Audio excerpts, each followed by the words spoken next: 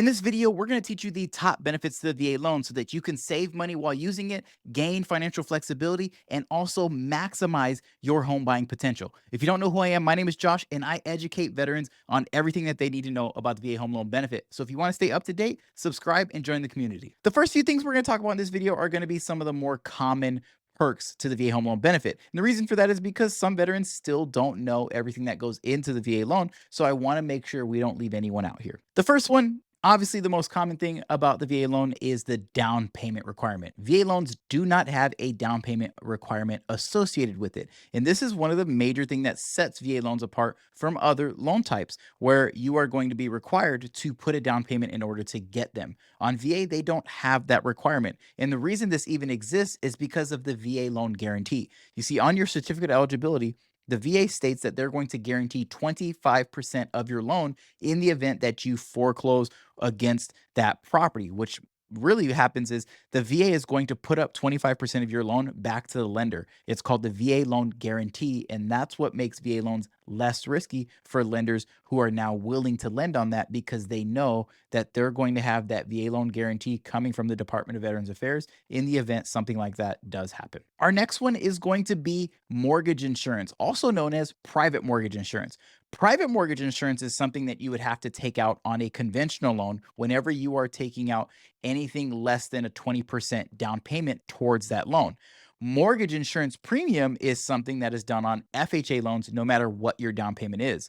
These two things really kind of work in the same way. You're going to pay monthly on both of those loans for mortgage insurance or for that mortgage insurance premium. And that is put in place to protect the lender. You remember in my last point, I was telling you about down payment and the VA loan guarantee. Well, the VA is putting themselves on the hook for 25% of your loan. And this is also what makes the VA loan not have a down payment and a private mortgage insurance requirement because of that guarantee.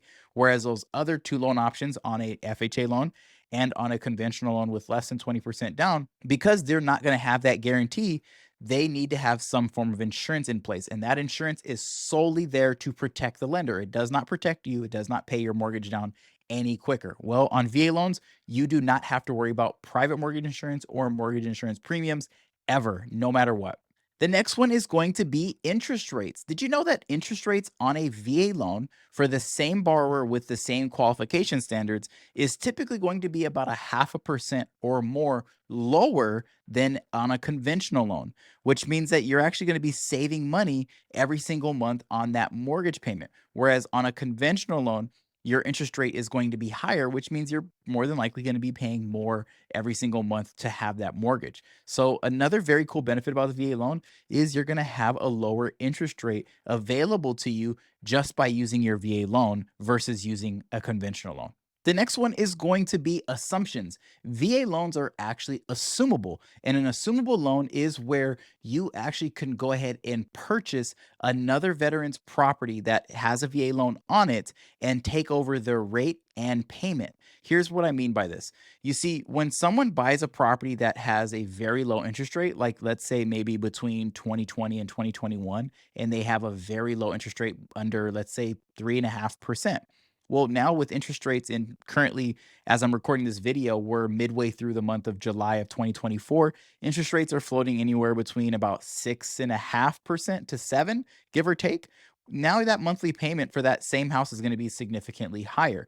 Whereas on assumable loan, you're going to buy that veteran's property, take over their rate and payment and remaining loan balance. If you're a veteran that's thinking about selling your property, you can actually make your house more marketable to other veterans that would want to buy that property because of that lower interest rate that is going to be available to them versus them having to take out a whole new mortgage. Now, there are some cons to an assumable loan that we need to explain here. First one is assumable loans can actually be done on VA loans for being sold to a non veteran. For example, obviously, a veteran currently owns a property with a VA loan and they want to sell it, and a non veteran wants to assume that veteran's VA loan. That is technically legal and completely doable. The only problem here is when that happens and it is going to be sold to a non veteran, that veteran's initial veteran certificate eligibility is going to still be tied up with that existing VA loan because all VA loans must be associated with a certificate eligibility. And if you're selling it to a civilian or a non-veteran, they don't have a certificate eligibility, which means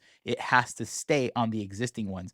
And there can be some risks at play here because if that for whatever reason that person that's buying that property has some form of foreclosure, or even maybe if the veteran just wants to go and purchase another property, they may not have the entitlement available anymore just because of that person that's buying their property. So that is something to keep in mind.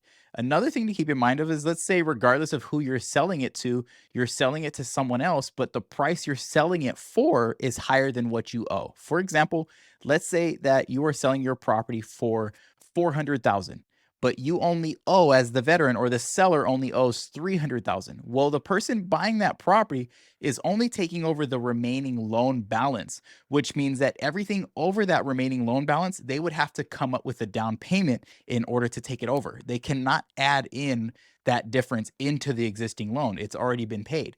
So you're in some cases, it may not make sense where because the down payment could be so much higher to just be able to get that lower interest rate. So it's not going to be something that's going to be available for absolutely everybody because they may not have all of that money available to be able to put that down payment.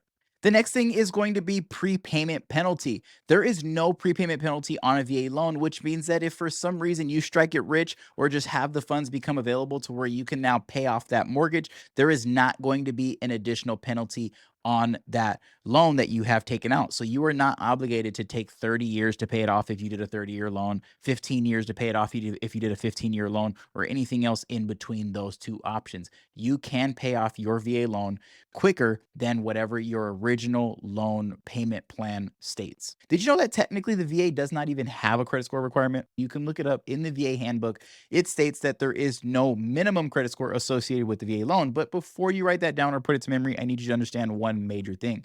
VA does not do loans. VA only guarantees the loan and also states who can even get a VA loan to begin with, which means you're going to have to go to a lender in order to be able to get a VA loan. Lenders will have a minimum credit score in order to get money from them, but more than likely that lender is going to have a lower credit score requirement on a VA loan than they would, for example, on a conventional loan. VA loans typically will be able to see credit scores as low as 620, but if you're working with me and my team, we can go as low as about 580, and in some situations we've helped veterans below 580 through what's called a manual underwrite. Now, for the sake of time, I'm not going to get into that in this video. I have a whole video talking about manual underwrites that I'll actually link above for you guys or down in the description for you to be able to check out if you think that applies to your situation. But that is a major pro to the VA loan that sets it apart from other loans. The next one is going to be having multiple VA loans. Did you know technically you can have more than one VA loan at the very same time? This is through what's called second tier entitlement, which uses the county loan limit in the place that you are located to determine how much entitlement you will have left over from whatever you had used on the first property. Now, this can be a little bit complex to explain, but essentially what they're going to do is look at the first property that you purchased. For example, let's say you bought a property for 300,000. And here in San Antonio, Texas, where I currently live, the county loan limit in 2024 is 766,000. If you take 766 and subtract it from 300,000, you have 466,000 left over to be able to use your VA loan again at 100% financing. Now, I have several videos that I've done on this exact topic that will go more in detail on this. So for the sake of time, if you want to learn more about having multiple VA loans at the same time and how to build wealth with the VA loan, check out the video linked above or down in the description for more information on that. The next one is going to be having dual veterans benefits. Let's say that you are married to another veteran and you each have your own certificate of eligibility. You actually don't have to use both certificates at the same time when buying property. Because you are married, you only have to use one certificate at a time. For example, you're buying property number one with veteran A certificate, and now then decide you're going to buy property number two. And because they have existing entitlement, you can still use veteran A certificate again, completely saving veteran B certificate. But over time, they're going to run out of entitlement, which means you can now use veteran B's certificate for another property. And then let's say you really get crazy and now have limited eligibility left on each veteran's entitlement. You can actually combine the remaining balances of those entitlements to be able to use your VA loan again. I've actually helped veterans be able to purchase as many as 6 6 properties, literally 6 properties with the VA loan at the same time, with it being 2 dual entitled married veterans at where they were able to use the VA loan, live in a property for 1 year, rent it out, and then kind of rinse and repeat and do it all over again. If you're not married to another veteran, that's okay. You guys can actually use dual entitlement as well with another veteran as kind of like a business partner. For example, let's say that you want to use the VA loan to buy a multi unit property, but instead of just buying a multi unit fourplex, you can actually buy a sixplex or even 7 unit property together with 2 veterans. Yes, you heard me correctly. In the VA handbook, it does allow you to buy or build a 6 unit property where each veteran is going to live in a unit, then it's not together. So there's 2 units there. Then you're allowed to have 4 additional units be built. So now you have 6 total units, 4 of them being rented to tenants. So you two are now landlords. And if you want to also have an additional business unit as well for other business purposes, which would be your 7th unit, you can do that. This is a very complex process, but it can be done with the VA home loan benefit as well through the joint loan or joint entitlement route. Our next one is going to be loan limits. And for these loan limits, it's going to be specifically for veterans who have full entitlement. And full entitlement is for a veteran who does not have an existing VA loan right now and also does not have any entitlement tied up from like a foreclosure or a deed in lieu. This is for the veteran that is looking at buying luxury property, for example. Let's say you want to be able to buy a 3, 4, maybe even $5 million property with your VA home loan benefit at 100% financing, no down payment, no private mortgage insurance. You technically can use your VA loan for that property. You just have to be able to income and credit qualify for it, just like you would have to on any other type of VA loan. This makes a VA loan accessible for veterans who can afford to be able to own those luxury properties and don't want to have to put the large down payments that come with having to use a conventional loan. Another one is going to be restoring your entitlement. Let's say that you've used your VA loan and now you maybe want to sell that property. Well, at the time of you selling that property, you can actually restore whatever portion of your entitlement was tied up, giving you back full entitlement. And if you had multiple VA loans after it's been sold, well, you're just going to restore however much of your entitlement was taken up from that particular property that you sold.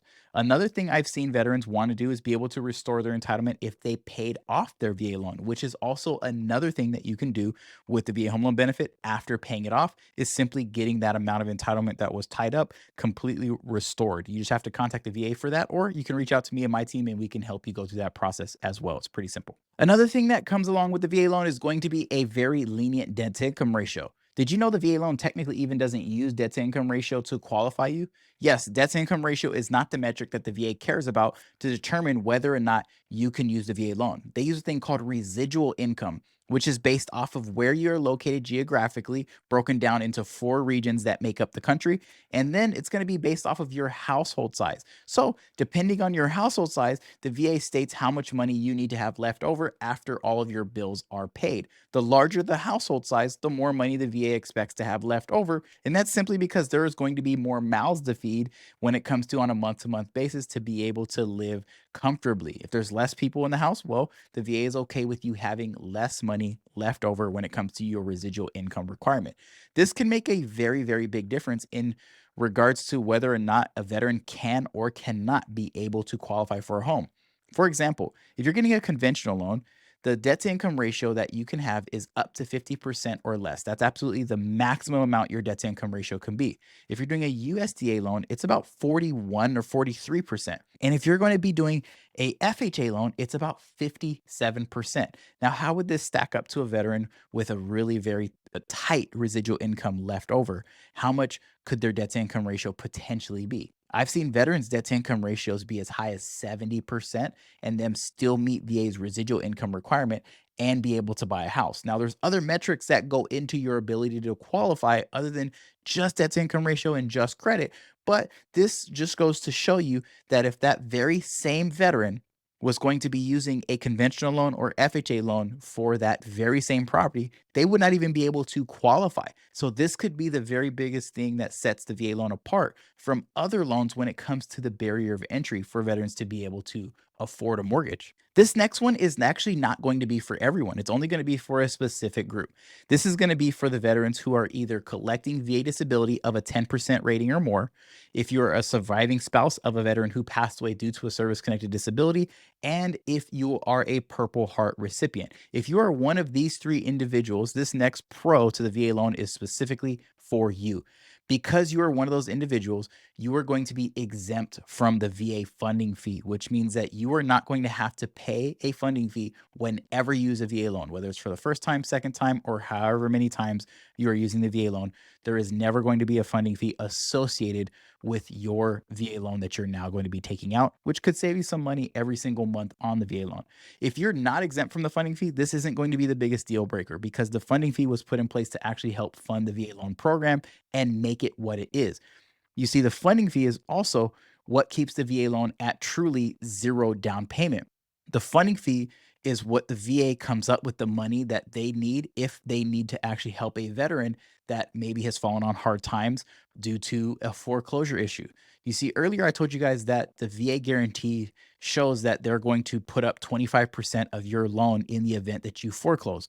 Well, that 25% comes from the funding fee and not just your funding fee if you end up having to pay it, but really coming from like a savings account of a total amount of funding fees that were collected over a period of time to be able to put forth that money. So think of the funding fee more as something that just helps fund the program for fellow veterans to be able to use the VA home loan benefit. The next pro is going to be the flexibility of the VA loan. You can use your VA loan to purchase several different types of property: single family, condo, townhome, multifamily property like a duplex, triplex, or even a quadplex. You can use it to buy new construction property from a local builder, or you can even use it to build a custom home through what's called the VA one time close. The VA loan is an extremely flexible loan available to veterans to be able to use in many different ways, not just to purchase the cookie cutter single family home that some veterans actually still think is only possible. The next one is going to be the Streamline Refinance. Did you know you can use your VA loan to simply lower the interest rate and monthly payment on an existing VA loan? Let's say you bought a property in the last couple of years. In 2022 to 2024, the average interest rate has been anywhere between about 6 to even as high as 8%. Well, when interest rates tend to come down, veterans want to be able to refinance that VA loan, and the VA has a program specifically for that. It's called the VA Streamline Refinance, which is also known as the IRRRL. And not your Uncle Earl like you're thinking. It's IRRRL, Interest Rate Reduction Refinance Loan.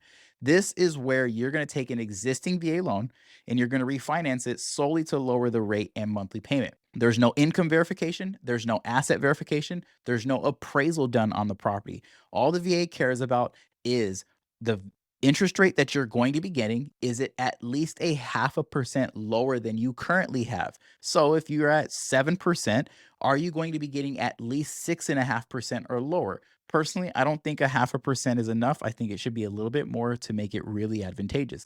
And then, is any fees that are associated with the refinance going to be recuperated within 36 months? You see, whenever you take out a mortgage, there is going to be closing costs associated with it, even if you're not paying those closing costs up front. Now, those closing costs on a Streamline refinance are rolled into your loan, which does make it a lot more advantageous. But what you need to remember is if it's being rolled into your loan, it's going to be increasing your loan balance.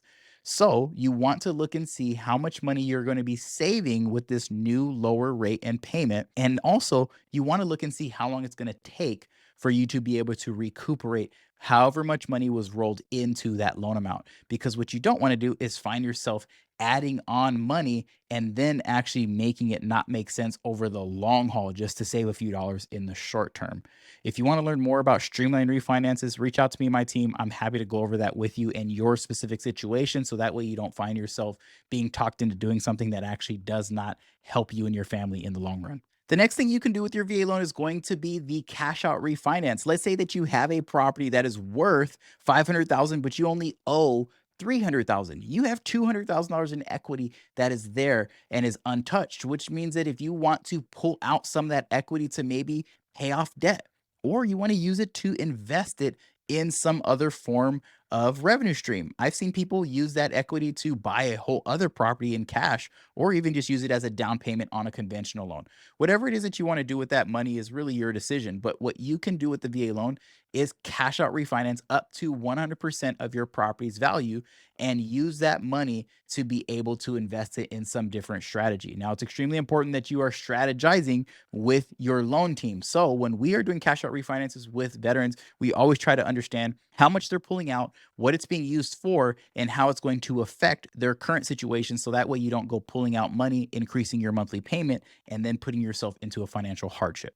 Another thing the VA offers is going to be assistance for struggling veterans that are maybe finding themselves in a financial hardship. What many veterans actually don't know is available is the ability to get some support from the VA if you maybe have some issues with making your mortgage payment. All you have to do is reach out to the regional loan center. I will actually link all of that down below in the description. So that way, if you or someone that you know maybe is in that situation, check out the pinned comment down below about this, and you can reach out to the VA directly, and they'll be able to help you with that situation and hopefully help you get back on your feet with the current VA loan that you already have. So there you have it, all of the pros to the VA loan that you need to know before using it. If you want to learn the cons to the VA loan, check out this video right here. And if you want to learn some of the myths to the VA loan that I busted in this video, check it out over here. Before I let you go, remember one thing: Jesus loves you and he paid the ultimate price for your life. I'll see you in the next one.